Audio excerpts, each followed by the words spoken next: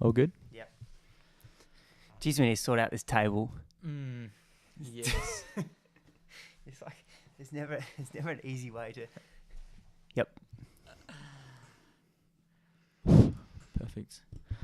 Welcome to the Stanley Street Social Podcast, brought to you by MAP. It's Anzac Day today, so we got the footy kicking off in about 30 minutes. So we're gonna try and get through the content today with a big clash coming up at the G shortly. So we're on Insta Live. Welcome to those that are listening. Have you got your cell there? I do actually. Yeah. So if you've got any questions, on the way, if we can hear ourselves now.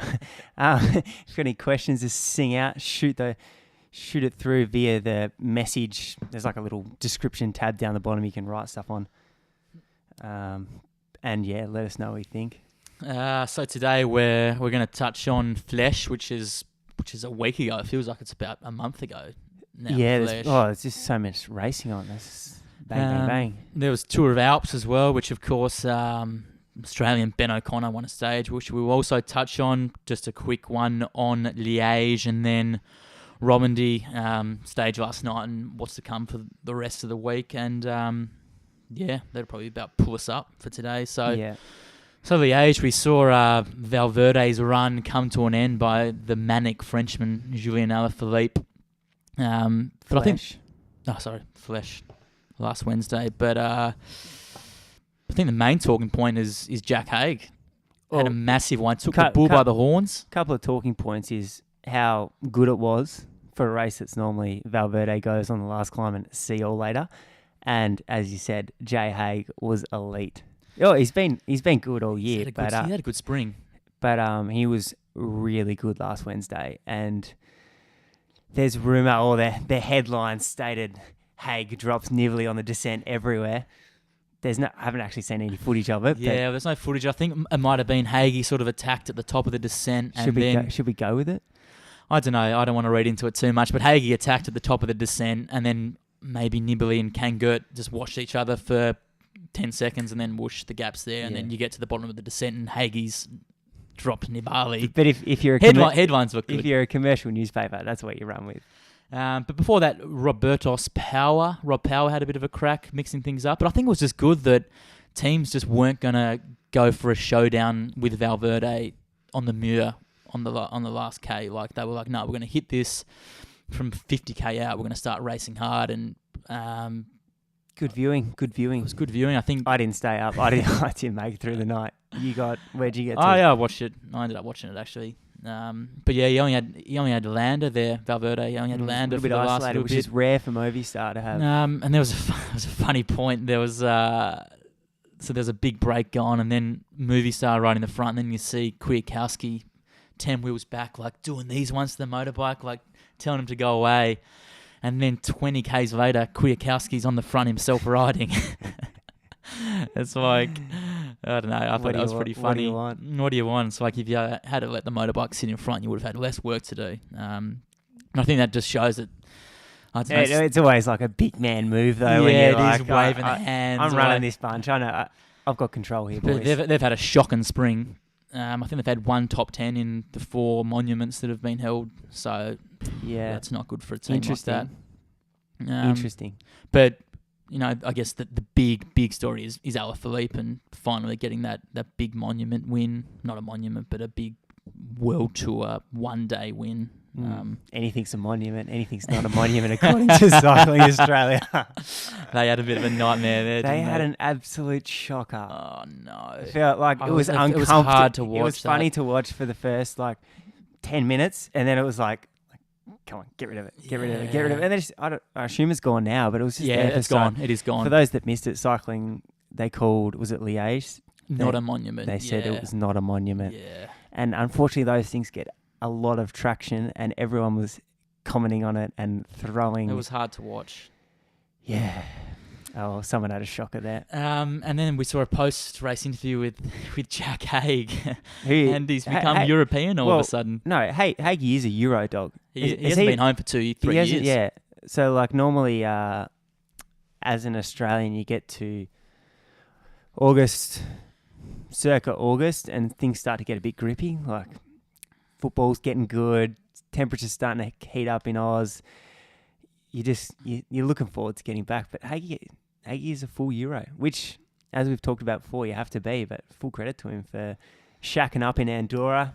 He's got himself a Euro misses. But he does. The thing I noted in this interview was he was talking Euro. A, the accent, and B, the way that the sentences were strung together. I don't know. I think his accent hasn't changed, but just his like R's and R's and sentence structure was just very European. Very small sentences. To his defense, he was talking to a European interviewer. You do change your voice do change, and accent. It's just funny. Well, he hasn't been back here in so long. Yeah, he's forgotten what Australian sounds like. But he was unreal. Yeah, absolutely. I'm really looking forward to seeing him in the Giro, actually. Yeah. I'm really looking forward to it. It'd be good if he could reply to that Insta message I sent him the other day. Thanks, Jack. If he's listening. Tour of the Alps as well was on last week. Thibaut Pinot won the overall. But Ben O'Connor... And when it's called Tour of the Alps, it is Tour of the Alps. Yeah. You know, the last stage is where the Worlds is this year. So the Worlds is a proper climbing showdown. Yeah. But Ben O'Connor... young Australian, won a stage, 7th on the general. Young Australian and a raw Australian. Hasn't been riding for all that long. And another one of Andrew Christie Johnson's men that have made the jump to the World Tour. And he didn't exactly have the cleanest run because he went to the national team. Things didn't quite click. Got himself in a bit of trouble. Yeah, things didn't quite click. And... not bad trouble, just riding a non-team bike. I'm not saying he was out on the sauce, going wild, but but like that must be a mental, because he started the year off with a high, winning the New Zealand Cycle Classic, and then went overseas with the under vintage trade team. Things didn't quite click. Had that issue with the bike. Don't know what happened, but got sent home, and then went back to Europe with Andrew's squad, now called the Benelux Swiss Wellness Cycling Team. And snagged himself a pretty handy result in France, and there was two here. It was a stage in Austria last year, which was his first pro win. But that the third on the GC, that third on the GC in France, I think that's what got him his contract, and he won New Zealand Cycle Classic as well in that year. So, but full credit to him. And then he snagged a result last year. And then he was good. It wasn't like it wasn't a lucky breakaway victory. You don't win luckily. It was in a the genuine win. And he's got himself a start in the Giro as well, with Dimension Data. So really looking forward to that. Only 22. He's a 95. Just Australian cycling that's in a really good place at the moment. And as you can see that by the start list at Romandy. If you looked at our Unpack articles, which a writer out of Hobart's been doing for us, his tour take of the Tour of Romandy, there's a segment called The Aussies, and he's got 1, 2, 3, 4, 5, 6, 7, 8, 9, 10 Australians on the start list. And last night in the prologue at Romandy was won by Michael Matthews. Mm-hmm. Rowan Dennis was 4th. 3 in the top 10. And the big horse, the big horse Will Clark was 7th. And it wasn't a flat prologue, was it? It was yucky. A few people using road bikes, so that always means that it's a pretty tricky, hilly, technical, if you like, whatever prologue. But 3 Aussies in the top 10. I think Michael Matthews would have been riding on a fair bit of anger. Had a bit of bad luck at Amstel with that puncher in the last 20k, so he would have been riding on a bit of anger. And there's a few stages there that kind of suit his characteristics. The next 2 in particular, they're kind of that uncomfortable, goes up but not too much, grippy stages where there's not many sprinters there, but anyone that can sprint will be heading into the finish line with a fair bit of fatigue or not in the bike race anymore. So Michael Albacini normally does well here, but he's the Mitchelton Scott safe card. But he hasn't looked super, has he, this spring? I haven't really seen him. Sorry, we've seen him out the back, going backwards in the 2. I think it was Fleche maybe, and definitely Liège. He was going out the back early, but Lucas Hamilton is there, Rob Power's there, and Damien Howson, who I think he's had a quieter start to the year. Yeah, but I think that shows that he's preparing for the later end. I think the parkour is going to be good for him. There's a 10K uphill prologue. It's got Damo's name written all over it. The thing I like about Romandie is there's no filthy 230K stage. I think the longest stage is 180K. And there's no lull in the stages. Like from the profiles, it looks like it's the kind of race that you race from the start. There's a couple of filthy days where it just goes straight out of the blocks up a climb. And as you said, circa 150 Ks each day, and then just get to work, do the event. Good racing. I really hope that the days of the sort of 230K stages in stage races are kind of coming to an end. Of course, the one-day classic's got to be 260, absolutely. But I think in the Grandies, I mean, the Tour de France this year's got a 100K stage, and then there's like a 60K stage. Yeah, you have to look at the Tour like the last couple of years when they're throwing in those couple of shorter days. Jesus, good. And you note it in your diary. You've got 21 stages to watch. You make sure you watch those 100K days because they're going to be good. Yeah. Richie Porte, back racing. 18th. I think that's good. Yeah. Shows the shape's coming up well. Maybe him and Rowan Dennis could be co-leaders. Maybe it's could be a little bit too hard for Dennis, but I'm sure he'll be giving it a good hot Diesel crack. his way over those climbs. Just munch that gear. Yeah, it was good to see Richie. It'll be interesting to see how he goes this week. He was sick he was meant to do Torino, maybe? Yeah, I can't remember. So we haven't really seen a whole lot of him since Down Under when he won that Wallonga stage as he does. But the other favourites for mine to look at is Fulsang. Jakob Fulsang, he's in good shape. He was good at Amstel. Pierre Latour, the AG2R rider, he was top 10, I think, in the prologue. Bit of a climber, so he's obviously in good shape. Geraint Thomas and Bernal from Sky, they're sort of two-pronged attack, and Primrose Roglic, who we've talked about a lot in this podcast, the ex-ski jumper, he'll be good. I think he was second in the prologue? Second in the prologue. And then third. Bolly was John second. Bolly, the young Swiss bloke. Got a little bit of insight to him, Cambo? We're teammates for a year. Just a really nice Swiss bloke. Roglic was second, but same time. Yeah. Swiss. 1 second.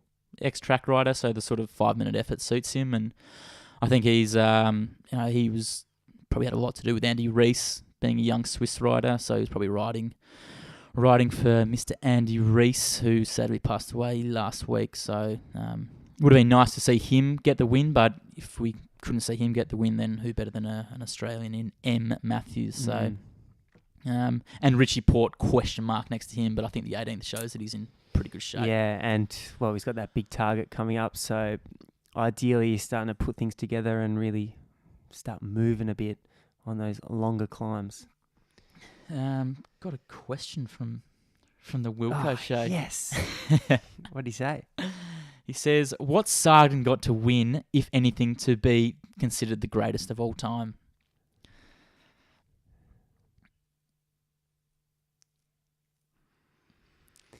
Well, it's probably a couple more monuments to tick off. It's almost guaranteed he's going to win more green jerseys, I think. Like, it's his wheelhouse. Yeah, 3 World Championships, a Roubaix, a Flanders. I think maybe just a couple more Roubaix and Flanders. Yeah. And maybe an Ardennes win. Then he'd have to be... He'd have to be. Yeah, but he's definitely not far off the mark. I feel like the old school, like... Eddie Merckx and Sean Kelly Palmares is just, you're not going to be able to ever compete with those. So dominant. Yeah. And then, especially when they're like throwing 6-day victories in there as well. And any other questions though? Lockie JM says, "Is Richie going to be any good come time for the TDF?"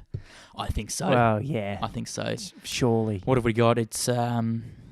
It's April and it's not till July, so there's plenty of time to come up. But I mean, another injury or sickness is not going to be good at all. But I think last night's prologue shows that he's in good shape, and this week will be a big test. And yeah, he's 13 seconds off the mark last night. This week will be a very good indicator because we haven't really had anything to go off. And with a cloud over Froome, this has got to be an opportunity, like a massive opportunity for him. We'll be watching it very closely. Yeah, this whole run into to Richie's tour. Yeah, well, there's a genuine.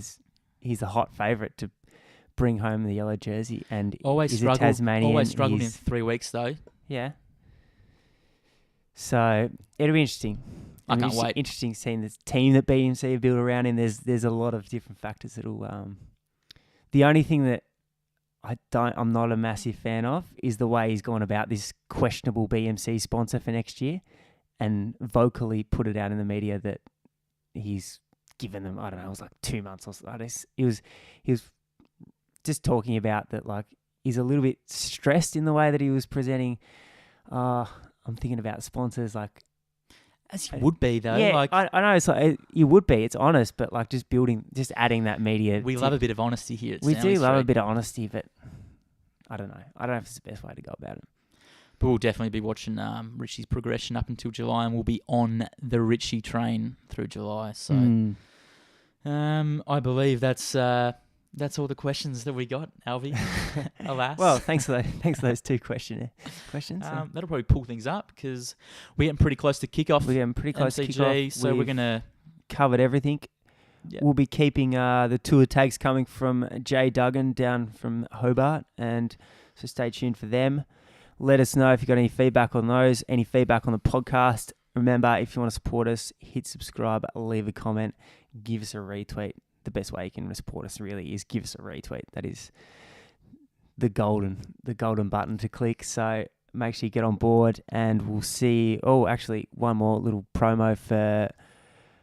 We've got a double potty coming out this week. We've got the under Venti Tray winner from Tour of Flanders, the junior race, coming on Friday. And then on Sunday, we've got our next Outside the Bubble. So make sure you stay tuned for that. And then we're going to hit the Giro hard. So there's a bit on. Thanks, Campbell.